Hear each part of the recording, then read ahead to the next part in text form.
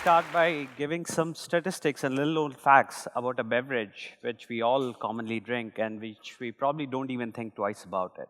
Firstly, did you know that tea is the second most consumed beverage in the world? This is one single beverage which connects the entire humanity. And did you also know that most people in India don't even get access to good teas because 90% of good teas are already exported out of India? And did you also know that due to legacy supply chain, by the time you get your teas, it's already 6 months after production, which means it's not fresh. Now, some of you will wonder that I've been drinking chai all my life. I never thought it was unfresh. Well, to be really frank and to break your bubble or burst your bubble, I wouldn't say that chai is really tea. It's mostly a concoction of milk and sugar, but I'm not going to hold you to that.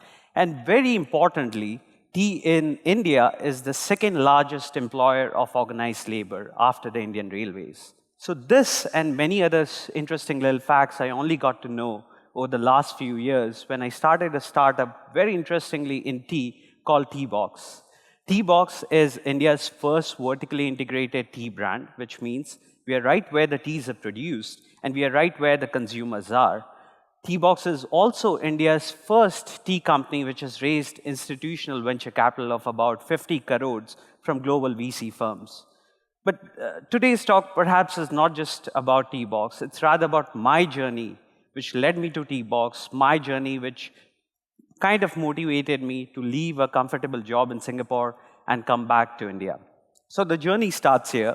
I was born in this small little town which some of you might think or might not have heard about. It's called Siliguri. It's very much in North Bengal. It's a beautiful town bordering Nepal, Bhutan, Bangladesh, and 20-minute drive from my town looks something like this.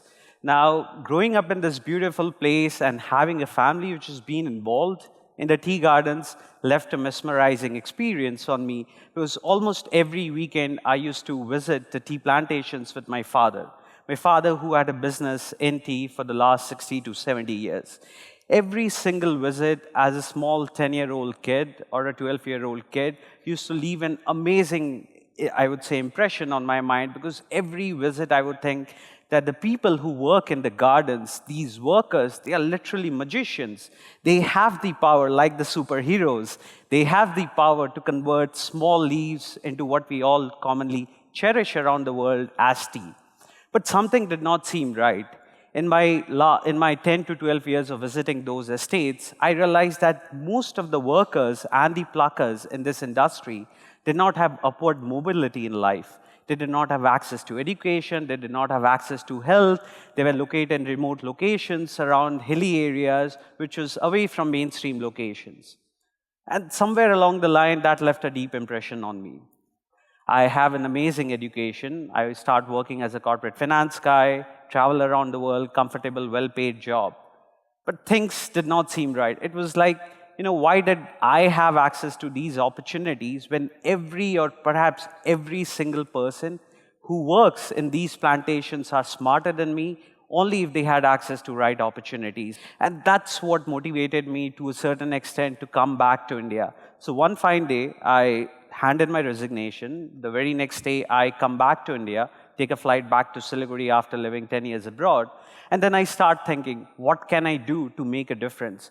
Because this is one industry which employs hundreds and thousands of people. And if you are able to create something of a value, it literally has the potential to change lives of millions of people.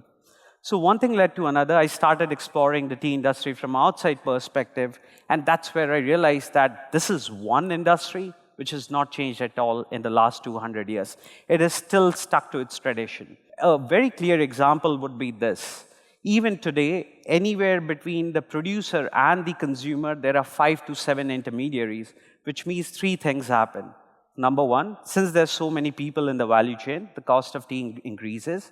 Number 2 is, by the time you get your teas, it's already 6 months after production, which means you are not getting quality teas. And number 3 is freshness and quality deteriorates because of lack of adequate storage infrastructure.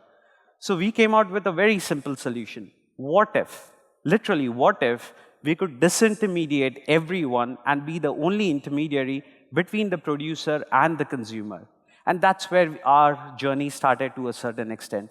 We created an internet portal where we were doing just-in-time deliveries to consumers around the world who were able to get teas very fresh, direct from Teabox. Another thing which we realized in our journey was that, we kind of decided that we shouldn't limit ourselves just to selling teas, but the real value creation only happens when you create a brand.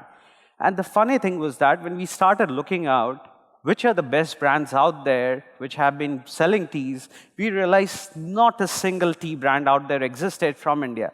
It was mind-boggling. We have 200 years of heritage of Indian teas. We are the largest producers, we are the largest exporters, and yet not a single Indian brand has come out there from India. And we decided it was time to change that.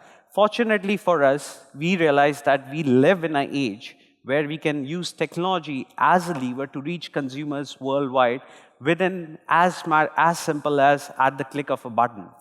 So I'm very, very excited that in the last 3 years, Teabox as a company has been able to ship more than 30 million cups of teas to consumers in 91 countries. And this is just amazing because, thank you, because the 91st country was, very interestingly, a place I'd never heard of called Kiribati. So probably no other company in India has been able to do that in a very short period of time. But we just didn't stop at that. When we are doing something very different, we also realized that people around you start recognizing you. But more importantly, what we did was we started using technology in more ways than one in an industry as old, as legacy, as tea. And we had one very interesting aha moment in our short journey. I was having a conversation with my wife, and she was not a tea drinker coming from down south in Madurai. She was a hardcore coffee drinker. And she was now right middle of the tea plantations in North Bengal. And I said, what kind of teas you would love to drink? And she says that, the funny thing is every single tea on your website looks the same. Every single tea feels the same. And that was, to a certain extent, an aha moment. Because I realized that there are many people out there like her who are probably figuring out how to discover the teas they would want to drink, yet have no idea in terms of where to start. That's where we sat down together with our in-house team of engineers and product managers, and we created the world's first personalized tea palette. In short terms, what it means is that you come to a site, you answer some very simple questions where we ask you what kind of flavors do you like, what kind of chocolates do you like, and based on that, our system predicts the 3 teas which you are going to like, and we ship all of that to you in a beautiful box. And in the last 3 months since we launched this program, which is also a patent pending, we have had 95% guaranteed satisfaction among all our consumers worldwide.